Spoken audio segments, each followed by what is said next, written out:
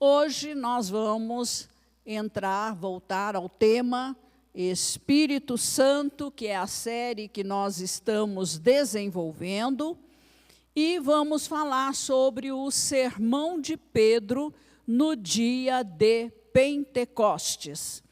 E aqui na Winner, nós temos orado para que a nossa pregação e ensino sejam cristocêntricos, isto é, apresentem o Evangelho de Cristo. Esse tipo de mensagem deve ser genuinamente bíblico, né? Livre de contaminações de religiosidade, filosofias, pensamentos meramente humanos, tradições, costumes, cultura do mundo. Nosso alvo é detectar toda influência de engano que foi assimilada ao longo da nossa vida. Saiba que você foi contaminado, eu fui contaminada, e todos nós temos que buscar, descobrir que coisas contaminadas entraram na nossa mente. E essa é uma tarefa extremamente difícil, e por isso precisamos da ajuda do Espírito Santo, que foi quem inspirou a Bíblia Sagrada, os autores, né, da Bíblia Sagrada. Geralmente, nós absorvemos o engano sem perceber. Vai entrando aos poucos, porque vem de maneira sutil e nos pega aí desatentos. Ouvir a voz do Espírito Santo, que é quem decodifica a palavra de Deus para nós, demanda humildade. Busca por ouvir, sensibilidade, capacidade de aquietar os pensamentos e concentrar-se no propósito de ouvir o Espírito Santo. Pedimos ao Espírito Santo que ele se mova com liberdade para quebrar as cadeias de engano em nossa mente. Queremos ser confrontados com a verdade, e a verdade é a palavra de Deus, toda vez que nós nos expomos a ela. Porque a nossa mente, ela precisa ser renovada, transformada pela verdade de Deus. As nossas mensagens devem enfatizar princípios, mandamentos e a cultura do céu, o que vem do céu, que estão na eterna e imutável palavra de Deus. Somente essa luz pode nos capacitar a enxergar as sutilezas de engano que há no nosso meio, no meio evangélico. A Bíblia Sagrada é suficiente e eficaz para nos ensinar a viver a vida cristã que o Senhor Jesus Cristo espera de nós. Fomos salvos para viver em novidade de vida. Não estou desvalorizando os livros que são escritos a partir do entendimento que o autor tem acerca de textos bíblicos, mas eles não são canônicos. Isto é, não foram totalmente, pode acontecer de não ter sido totalmente inspirados pelo Espírito Santo. Por isso, precisam ser examinados e comparados com a palavra de Deus. É muito comum a gente pegar livros e dizer, olha, aqui eu concordo, aqui não dá para concordar com o mesmo autor. Convido cada um aqui a se despertar para ter mais tempo com a palavra de Deus, principalmente com o Novo Testamento, que aí estão, onde estão registrados os princípios, mandamentos e revelações, né, para os crentes da nova aliança. É no Novo Testamento que estão essas revelações e o próprio Evangelho, né, do Senhor Jesus Cristo, ok? E nós costumamos fazer leituras comentadas do Novo Testamento. E fazemos isso, por exemplo, às segundas-feiras, nas reuniões de oração. Depois que nós oramos, temos um tempo fazendo leitura comentada. Eu também faço isso no meu grupo de amigos. As nossas pregações precisam alertar contra a deserção ou apostasia da fé cristã. Elas devem mostrar o caminho da salvação, sempre, de maneira simples e clara. Elas dependem totalmente da unção do Espírito Santo, porque não adianta nada o pregador falar, mas se não há unção, ou se a pessoa se fecha ao que está sendo dito, não vai haver convicção, né? Não vai haver convencimento do que está sendo dito. E temos que tomar muito cuidado, porque também uma coisa que nós estamos fazendo agora, ultimamente, é trazer diante de vocês o esclarecimento sobre as artimanhas que o inimigo tem usado para atacar não só a sociedade como um todo, mas nos atinge também, porque estamos inseridos na sociedade. Então, também somos alvo desse ataque. E até mesmo se infiltram dentro da própria igreja evangélica.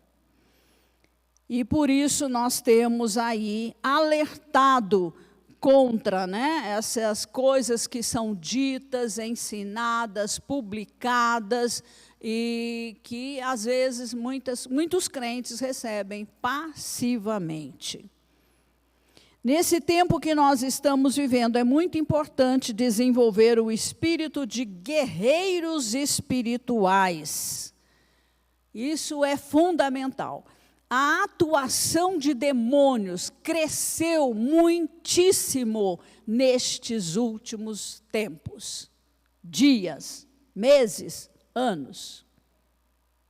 Por isso, nós precisamos tomar posição como guerreiros. Eu não quero detalhar, mas nós mesmos, nossa família, nossas casas podem ser atingidas e são atingidas.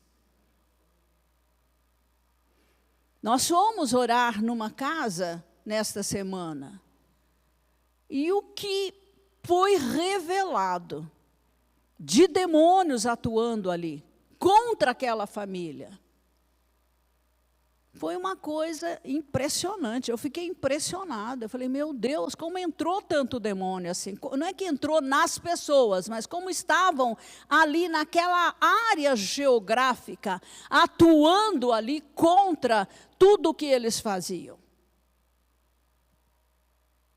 Tivemos que redimir o lugar, consagrar novamente a casa, as pessoas e o local para o Senhor.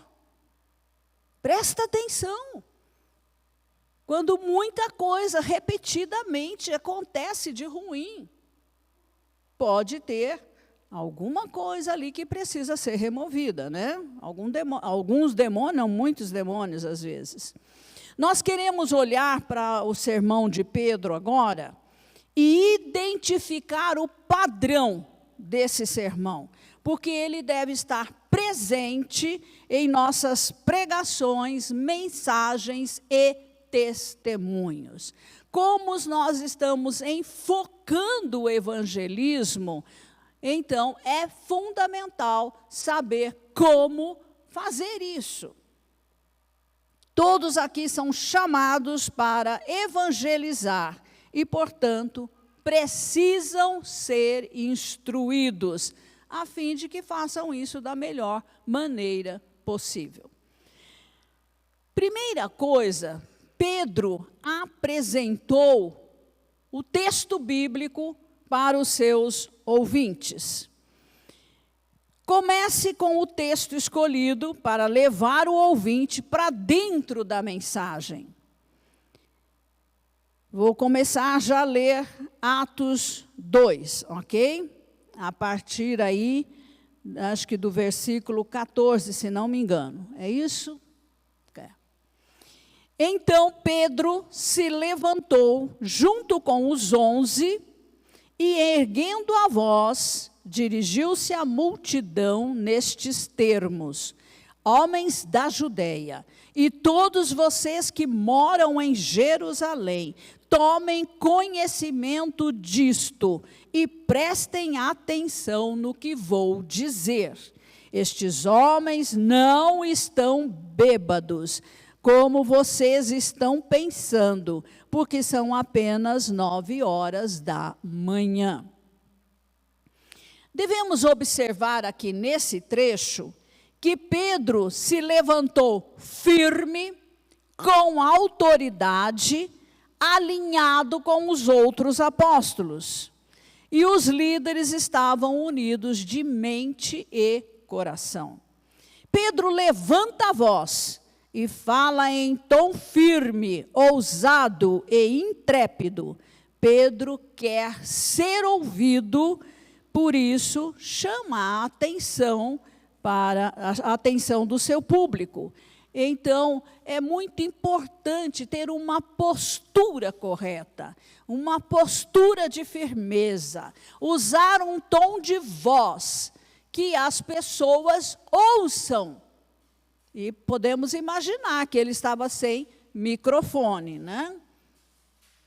Porque se você não fala de uma maneira audível, clara, de forma que pronuncie bem as palavras, as pessoas vão perder conteúdo.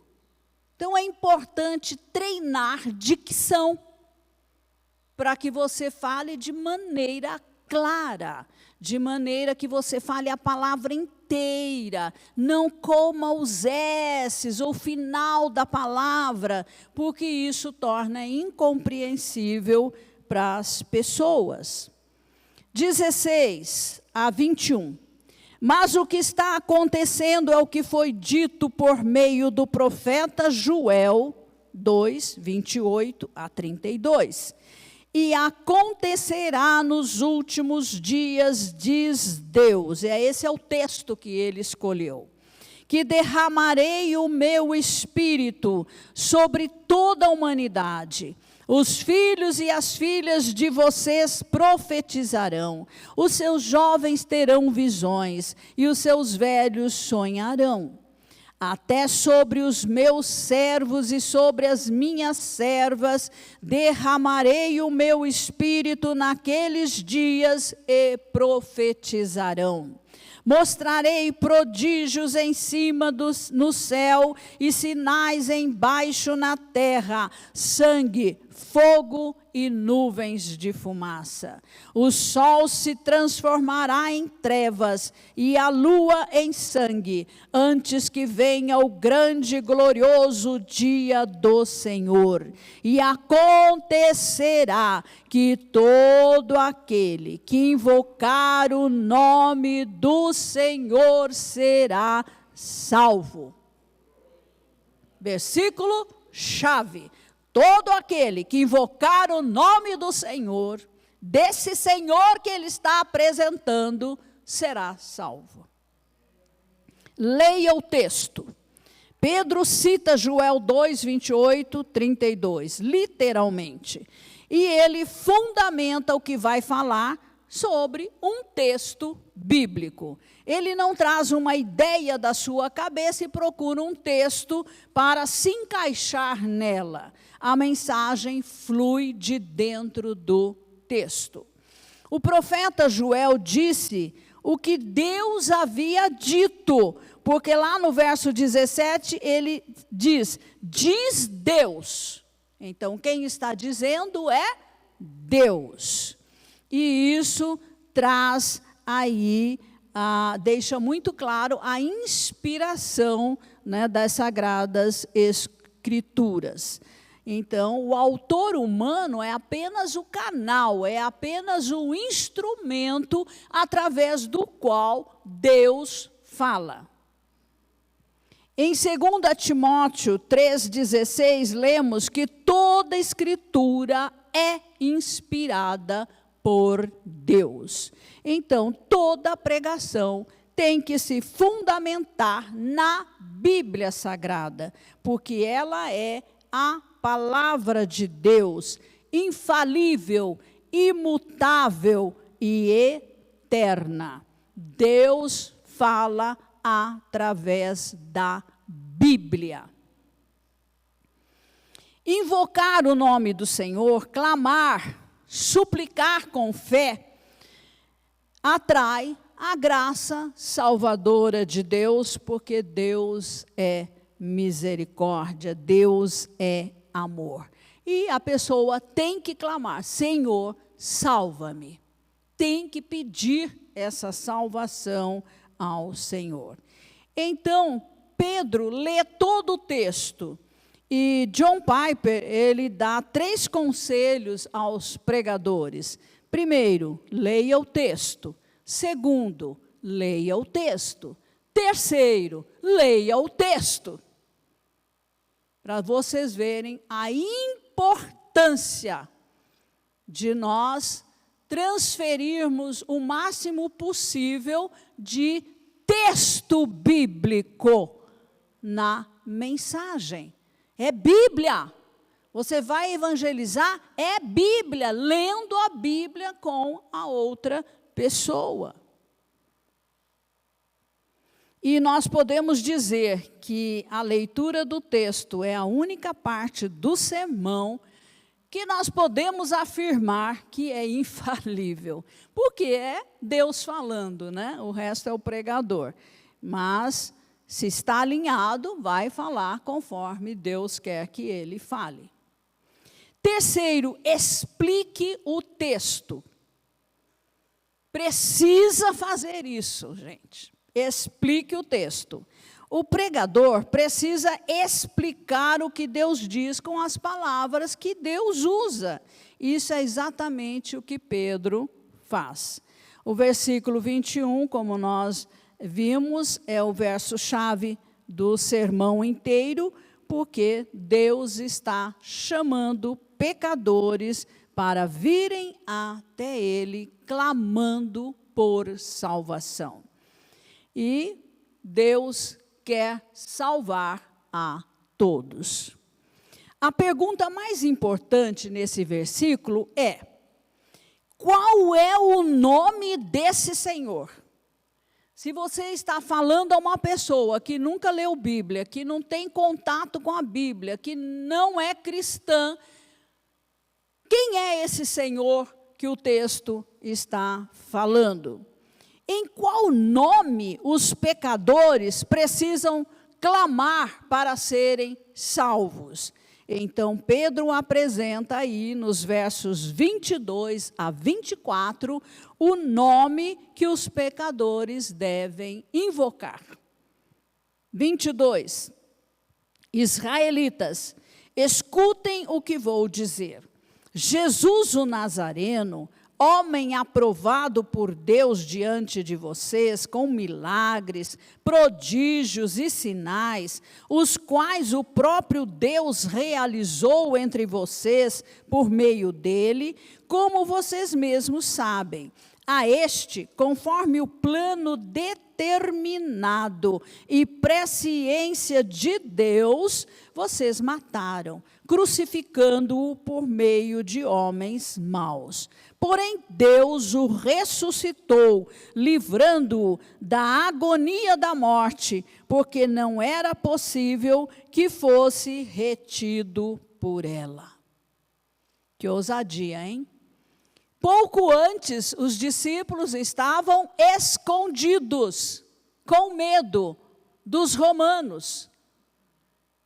E agora, após a experiência do batismo no Espírito Santo, ousadamente, Pedro diz quem são os culpados pela morte de Jesus.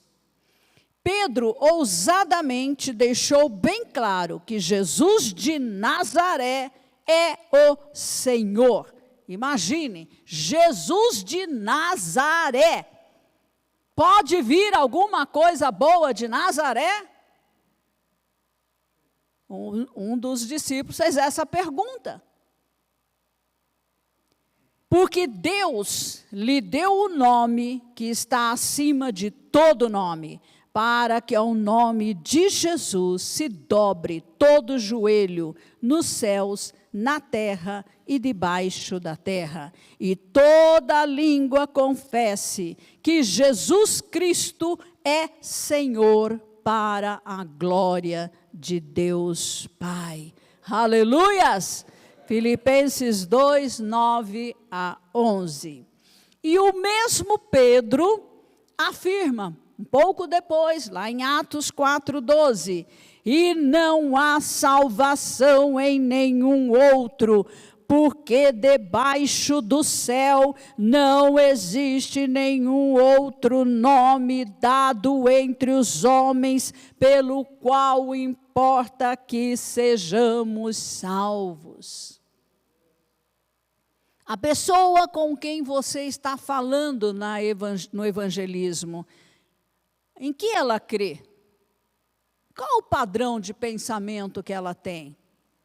Então, nós precisamos deixar bem claro que a salvação é em Cristo Jesus. Pedro exalta a Deus Pai que enviou o Filho e confirmou sua missão de salvação com milagres, prodígios e sinais. Pedro enfatiza que a morte de Jesus fazia parte da vontade soberana de Deus Pai antes da fundação do mundo. Deus não foi pego de surpresa. No verso 23 temos a soberania de Deus e a responsabilidade humana atuando num mesmo ato. O Pai planejou o sacrifício de Jesus, mas ainda assim há os responsáveis humanos pela sua morte. No verso 24, Pedro fala da ressurreição de Cristo. O âmago, o cerne, o centro da pregação apostólica é morte, sepultamento e ressurreição do Senhor Jesus Cristo. Você não pode nunca omitir isso. É a base, é o fundamento, é o âmago. Ele morreu por nós, em nosso lugar. Foi sepultado, ao terceiro dia ressurgiu dentre os mortos, venceu a morte, venceu o inferno, venceu o pecado, venceu a carne, venceu o mundo. E está exaltado como Senhor, como o nosso Redentor eterno. Nas outras religiões não existe isso, tá? Todos morreram e continuam mortos. O nosso morreu e ressuscitou, está vivo para sempre.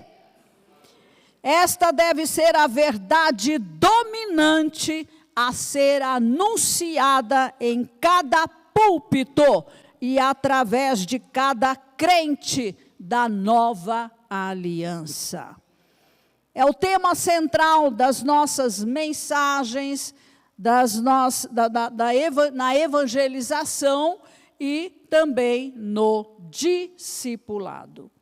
Os homens planejaram para o mal, Deus planejou para o bem. Cordeiro seria morto em nosso lugar. Os propósitos de Deus sempre prevalecem. O nome Jesus significa Deus salva, Deus é salvação.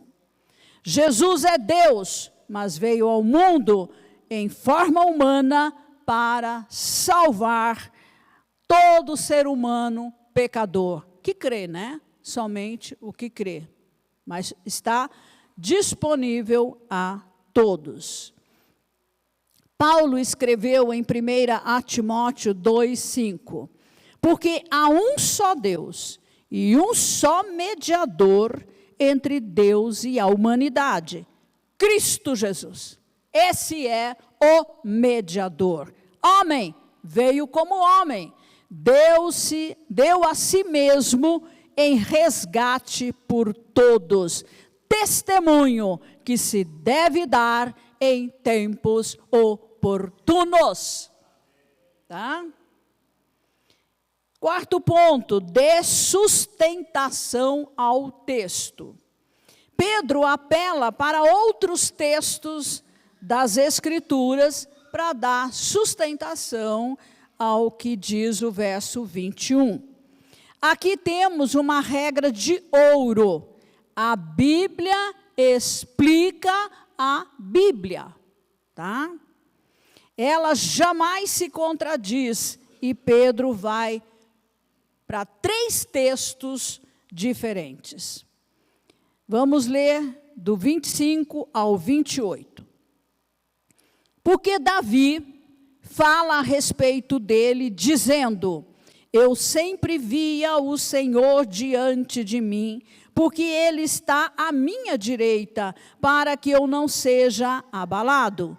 Por isso o meu coração se alegra e a minha língua exulta. Além disto, também a minha própria carne repousará em esperança. Porque não deixarás a minha alma na morte, nem permitirás que o teu santo veja corrupção. Fizeste-me conhecer os caminhos da vida e me encherás de alegria na tua presença. Que texto é esse? Salmo 16, de 8 a 11. Porque é um texto messiânico, isto é, aponta para o Messias. Quem fala aqui é o próprio Senhor Jesus Cristo, que suportou todo o sofrimento da crucificação, antevendo com alegria o que viria depois disto. Ele sabia que o Pai não o abandonaria na morte, mas o ressuscitaria vitorioso. Aleluia. Pedro está usando o texto do Antigo Testamento, o Salmo 16, 8 a 11, para mostrar que a ressurreição de Jesus não era nenhuma novidade. Isso já havia sido profetizado 1000 anos antes, né, por Davi. Davi não está falando dele, já vamos entrar nesse ponto, tá? E Jesus estaria na presença de Deus Pai após a sua ascensão e glorificação. 29. Irmãos, permitam-me falar-lhes claramente a respeito do patriarca Davi. Ele morreu e foi sepultado, e o seu túmulo permanece entre nós até hoje. Se você vai a Israel, você pode ir lá ver o túmulo de Davi. Pedro afirma sem nenhuma dúvida o fato da morte e sepultamento do rei Davi. Então, ele está falando que o texto não se refere a Davi, mas sim ao Senhor Jesus Cristo, né? Porque ele não conheceria a corrupção, né? O apodrecimento, a deterioração do seu corpo físico. 30. Sendo, pois, profeta, e sabendo que Deus lhe havia jurado que um dos seus descendentes se assentaria no seu trono, isso Davi, prevendo isto, referiu-se à ressurreição de Cristo, que nem foi deixado na morte, nem o seu corpo experimentou corrupção, deterioração. Deus ressuscitou este Jesus, e disto todos nós somos testemunhas. Exaltado, pois, à direita de Deus, tendo recebido do Pai a promessa do Espírito Santo, derramou isto que vocês estão vendo e ouvindo. Então, aqui no verso 30, Pedro usa o seu segundo texto de sustentação, que é o Salmo 132, 11. Jesus Cristo é o descendente de Davi, que vai governar para sempre. Aleluias. Nos versos 31 a 33, Pedro volta a citar o texto da primeira sustentação, que é o Salmo 16, 10, e aqui aprendemos uma máxima da pedagogia. A repetição é a base da aprendizagem. Repita, repita, repita muitas vezes, porque isso ajuda a fixar aquilo que está sendo ensinado. 34 e 35. Porque Davi não subiu aos céus, mas ele mesmo afirma: disse o Senhor, letra maiúscula, ao meu Senhor, letra maiúscula, sente-se à minha direita, até que eu ponha os seus inimigos por estrado dos seus pés. Agora, Pedro vai usar o seu terceiro texto de suporte, Salmo 110, 1. Devemos prestar atenção aqui, que fala de dois senhores, tá? Então, trata-se de uma conversa entre Deus Pai e Deus Filho. Pedro deixa claro que Jesus é coigual com o Pai. O argumento de Pedro é totalmente bíblico. E outro ponto, sintetize o texto, resuma. Ou seja, resuma a mensagem numa frase final, se for possível. No verso 36, Pedro faz o seu resumo e não deixa ponta solta no seu sermão. É como se ele dissesse: olha, eu estou trazendo uma conclusão sobre tudo o que eu disse. Verso 36. Portanto, concluindo, toda a casa de Israel, agora traz para mais perto aí os seus ouvintes, esteja absolutamente certa de que a este Jesus que vocês crucificaram, Deus o fez Senhor e Cristo, o Messias, o ungido. No final, a pregação chegou diretamente a cada pessoa. Use o pronome você. Ela precisa tornar tudo muito pessoal. Não deve haver nenhuma dúvida na mente do ouvinte que Deus está falando diretamente a ele. E último, aplique o texto. Nós sabemos, no versículo 37, e ali 3.000 foram batizados, Quando ouviram isso, ficaram muito comovidos. Olha a unção do Espírito Santo. A convicção do Espírito Santo. E perguntaram a Pedro e aos demais apóstolos: que faremos, irmãos? A pregação penetrou no mais profundo do ser de cada um deles. Eles estavam debaixo da forte convicção dos seus pecados. O Espírito Santo estava agindo com liberdade naquelas vidas. Pedro nem havia concluído o sermão. Ele só vai completar no verso 40. Na verdade, os pecadores é que estão fazendo o apelo. 38 e 39. Pedro respondeu: arrependam-se e cada um de vocês seja batizado em nome de Jesus Cristo para a remissão dos seus pecados. E vocês receberão o dom do Espírito Santo. Porque a promessa é para vocês e para os seus filhos, e para todos os que ainda estão longe, isto é, para todos aqueles que o Senhor nosso Deus chamar. Aleluia! Sobrou para mim, sobrou para você também. Este é o tipo de mensagem que é pregada em dias de avivamento. Arrependimento significa mudar de mente, né? Mudança de sentimento, mudança de vontade. O pecador fica quebrantado por causa do seu pecado. Ele se vê como Deus o vê.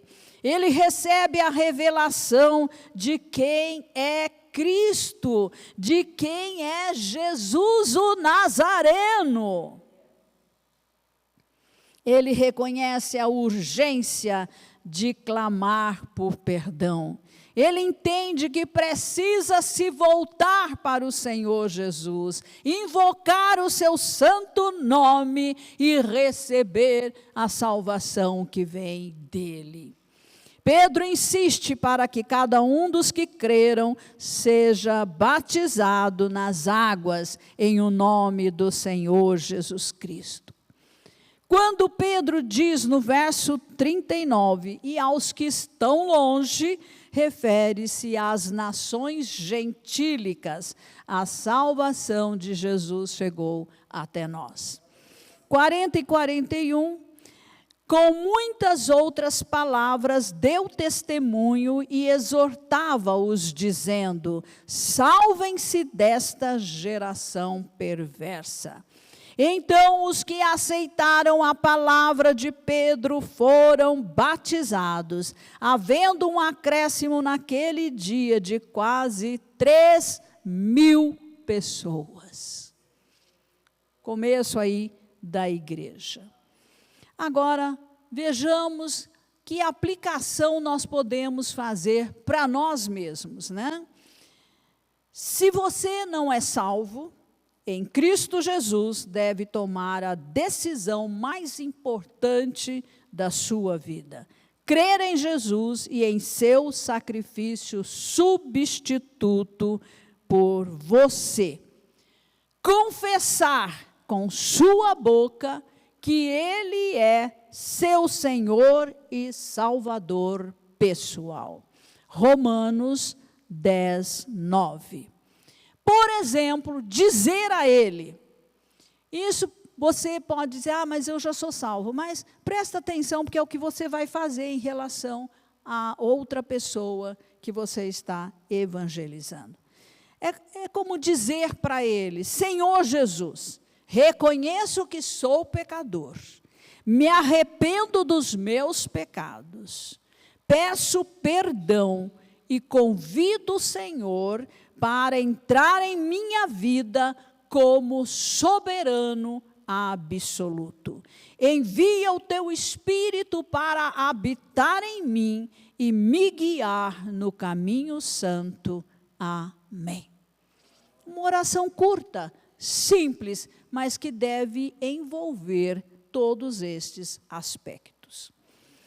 Agora, se você já é salvo, como é o nosso caso, saiba que recebeu uma ordem de Jesus, o Senhor da igreja, o cabeça da igreja, que é a grande comissão. Está lá em Mateus 28, 19 e 20. Sua vida terrena não lhe foi concedida por Deus sem propósitos. Muito pelo contrário. É uma atribuição de responsabilidade, né? Você é responsável diante de Deus por cumprir o seu chamado de vida. Portanto, ore e busque oportunidades para anunciar Jesus àqueles que não o conhecem. Os dias da igreja estão acabando aqui na terra. E nós, portanto, não temos muito tempo. E o que nos resta deve ser aplicado em levar pessoas para Jesus. Amém? Nós precisamos fazer isso com urgência, aproveitando cada oportunidade que o Senhor coloca diante de nós, porque nós vamos prestar contas a Ele, né? Dessa incumbência, dessa comissão que Ele nos deu, entendeu? E nós não podemos chegar lá no céu de mãos vazias. Amém, irmãos? Então, que você possa, nessa semana, meditar sobre essa mensagem. Pega o texto, leia, leia, leia, medite, deixa entrar no seu coração.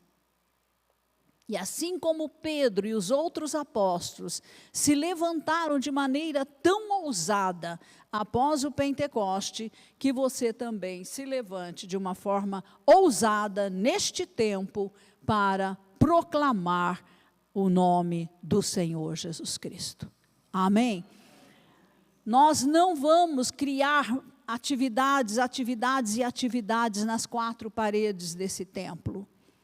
Aqui é a nossa celebração, que é importantíssima. Aqui nós temos a reunião de oração, podemos ampliar até reuniões de oração, mas o trabalho está lá fora, não está aqui dentro, está lá fora.